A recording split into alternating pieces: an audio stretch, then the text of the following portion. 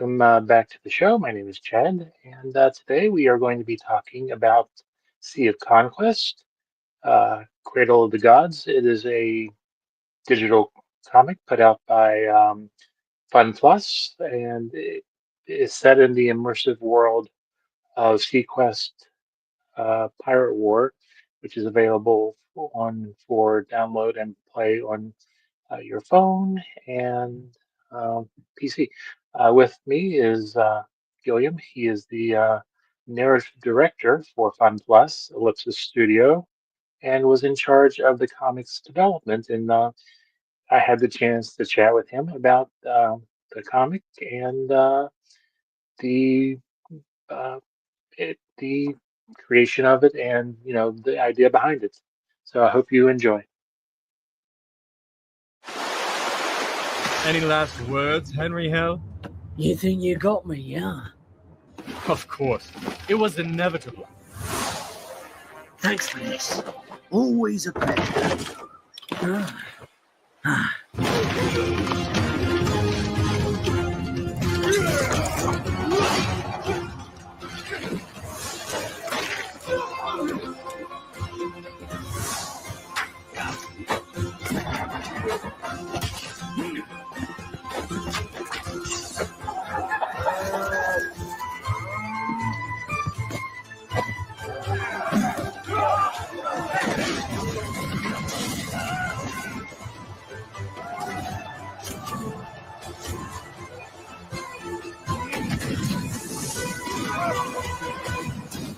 Ahoy!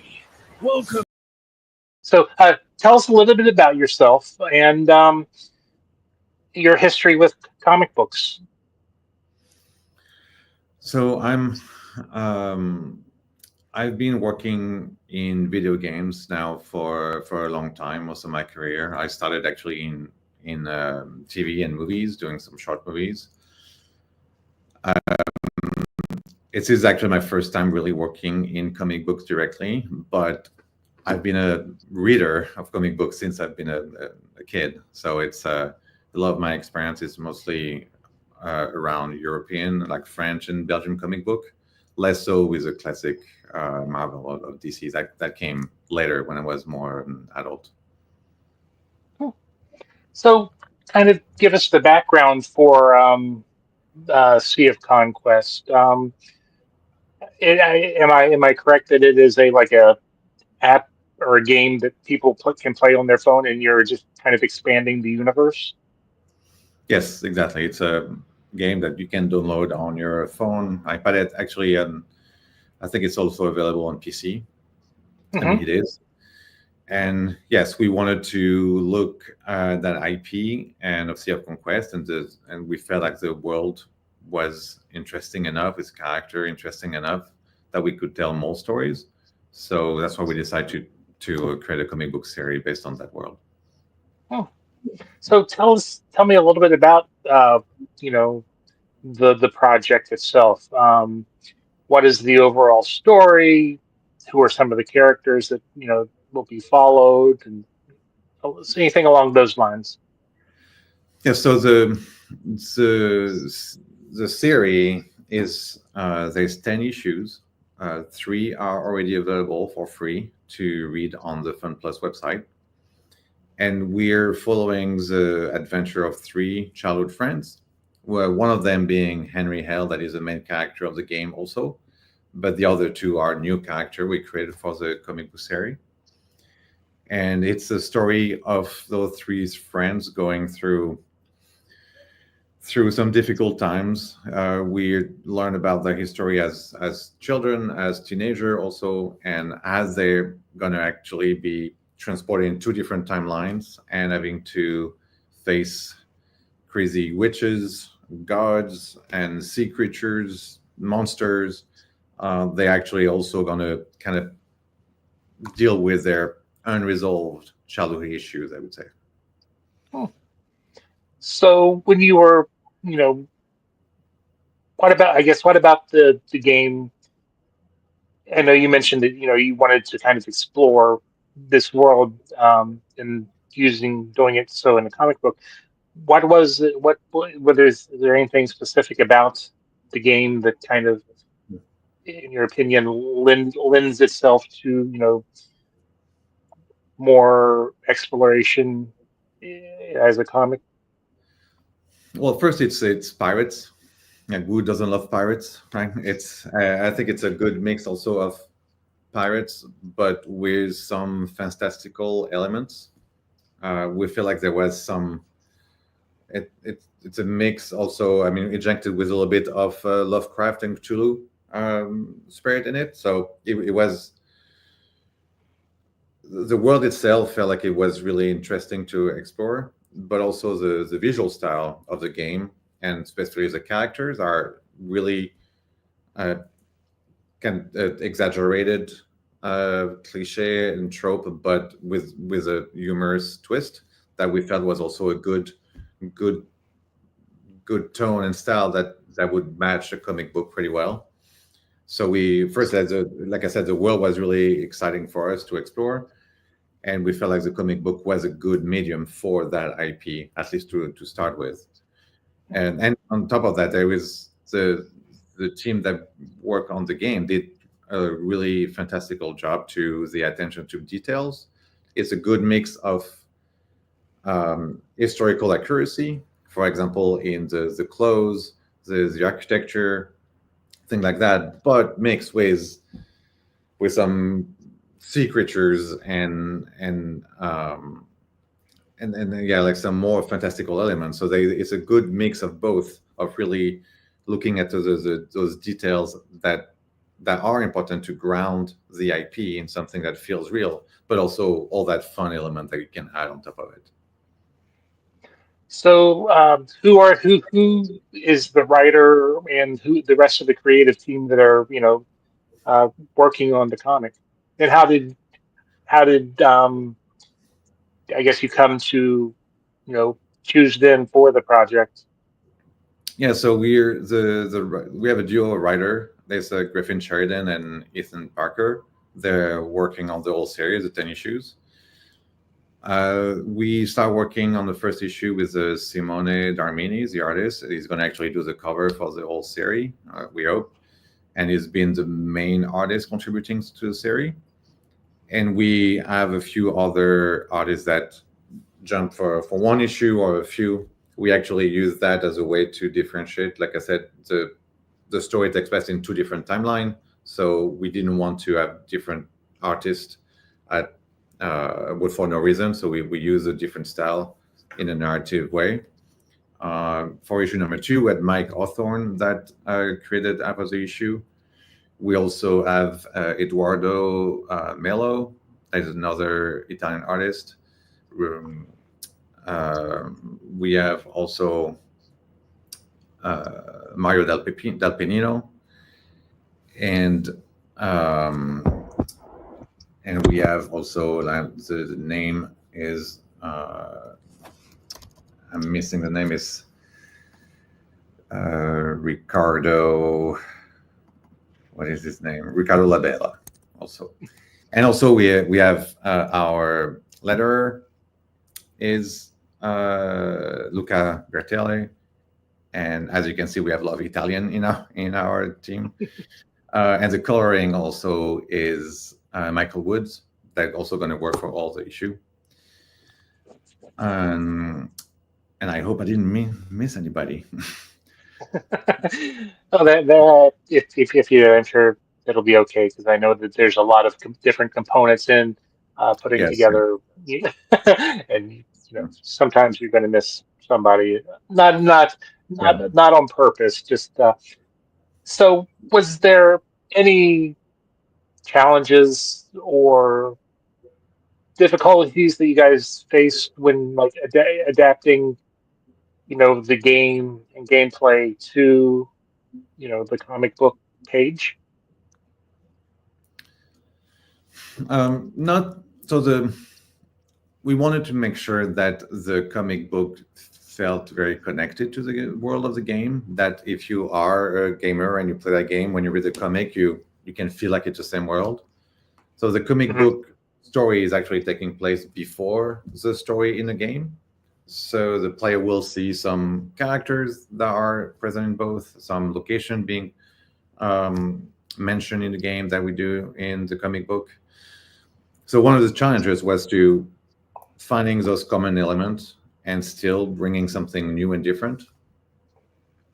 And one of the things, like I mentioned before, like the game team really put a lot of care and attention on details, and like the architecture or the costumes that are historically accurate for the English Navy, for example, but also the ships are really important in the game. So every time we had the pirate ship in the comic book, we wanted to make sure that they had their own design that felt very that not that mad, but that would fit in the game also. So it was a challenge in a sense that we really needed to respect the work that was done on the game and make sure that we put as much care and attention in those elements in the comic book too. Now, is there going to be like any tie-ins between the comic book and the game in the possible future, or to kind of help bridge the two, things together? I think it's a possibility, but it was important for us to not be a burden to each other. So Right.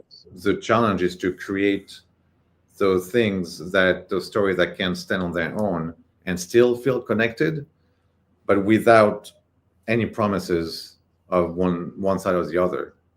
So once the story of the comic book will be finished and done, it's totally possible for the game to go fetch things in the comic book story to put in the game. But I can't say there is any specific plan that we can put ahead of time. No, I was just curious because a lot of times, when there are like video games that tie into, you know, video games that tie into a comic book, or comic book that ties into a video game type thing. There's, sometimes cross promotion. I didn't know if, that was something that, you know, maybe was being planned for, or just kind of, No, something that. definitely. I think it's so as FunPlus and Studio Ellipsis, this is our first product, transmedia, and something that FunPlus is investing a lot for the future, like the transmedia expansion of the FunPlus IPs. And we wanted to make sure that that comic book could be great by itself. So we didn't want to burden that with too many complexity. And ties in are great, and I'm sure in the future we'll definitely want to do more. I want to do more of these kind of things. Yeah. But I don't want to say we start small because it's a 10 issue series, but Yeah. we made choices to make sure that we don't that this story can really shine on its own for the comic book. And can you give us a little background on FunPlus as a, the larger company? So FunPlus has been mostly mobile game company for the past few years, and has been very successful doing so. And so recently they're trying to expand a little bit more. And as you know, the video game industry is changing, I would say, evolving and trying to find a new grounding. And with that, I think it's the audience is looking for different type of games, or at least experiences. And that's where that more IP transmedia strategy come in. I think people are more interested in investing into a world, not just one game. So that's where FunPlus is trying to see, okay, what is the game going to look like in 5 years or 10 years?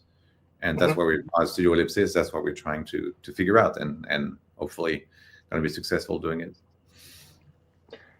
Now, the first issue is already available. Is it available? Is it a digital comic, or is there going to be possibly prints coming out?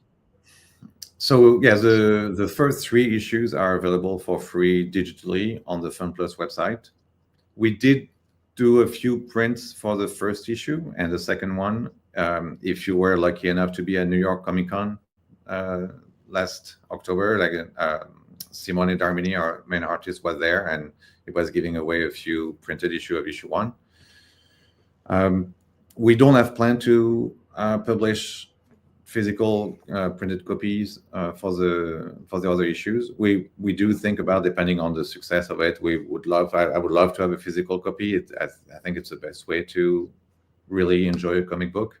But right now, the only way to read the book is to go to the FunPlus website and to read it there digitally. Oh, okay. Cool. I mean, digital comics is, and it is a great way to, get, exposed to new, comics and Yeah. expand one's reading.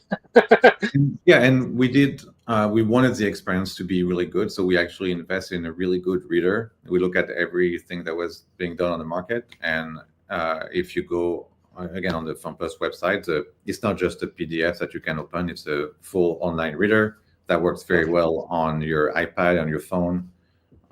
So it should be a pretty smooth experience to read the comic book online. Do you personally have like a favorite character from the comic book series that you would possibly like to see if things work out explored more? There is the main character of the game is Henry Hell, and his second in command is that talking raccoon. That has been very fun to write and experience, and even to draw. I mean, the artists are always do such a great job. So and he has, of course, an evil twin. So there is an issue when they have a big fight between the two. So talking raccoon is always fun. So that's one of my favorite characters. Yes. So is there anything else that maybe we haven't covered at this time that you wanted to mention about the comic, or the process or anything like that? No, I think we covered it all. Like I said, we're invested a lot of time, energy, and I think that the team of artists and writers that we have working is been fantastic. So I really hope that people are gonna go online and read it. And so, like I said, there's 3 issues out already, and we're gonna publish one every month. Depending on the month, it will be the first Wednesday, I believe, on every month. Mm-hmm. So between now and I think the last one should come out in June. So yeah, please go to the website and read it, and yeah, we'd love to know what people think. And is there any way, where can people follow FunPlus or the game on social media? So the easiest thing to do is to go to the website funplus.com, and actually, if you on the tab of our world, there is Sea of Conquest. There is a menu for the comic. Inside the comic itself, you actually have a page with all the links. There is actually also, beside the comic, we're writing some short stories. There is some simple short stories that are within the comic. Mm-hmm. And for each issue, also, there is a little code hidden somewhere. You have to crack the code, and you go back to the website. If you enter the result, that unlocked another very cool short story. Look, it's like a prose, but one chapter every month, and hopefully everything gonna culminate in a fun surprise for all the audience that stick with us until the end. Nice. So would you like to give like a final pitch for the comic? Yeah, if you like pirates, if you like sea creatures and monsters and witches, magic and talking raccoon, please come and read the Sea of Conquest, the Cradle of the God comic. It's really fun adventure making it, and really proud of the work being done, and I'm sure people will love reading it. I'll definitely have to check out the comic, and I'll definitely have to check out the game because I'm always looking for a way to kill time on my phone, much to my much to my wife's chagrin, I guess. Yes, that's a problem with gaming entertainment. Like we're feeding the beast, but you know Yeah. you gotta you gotta do that for your own sanity sometimes. Well, I want to thank you for taking the time today to chat about the game and the comic. And if you'd like to come back sometime, then maybe once you've had a couple issues out, we can kind of talk about the comic itself and how it's going and how it's being received. Of course, yeah, I'd love to. Thank you for your time and for inviting me. All right. Well, thank you, and have a great rest of your day. Thank you. Bye. Yep.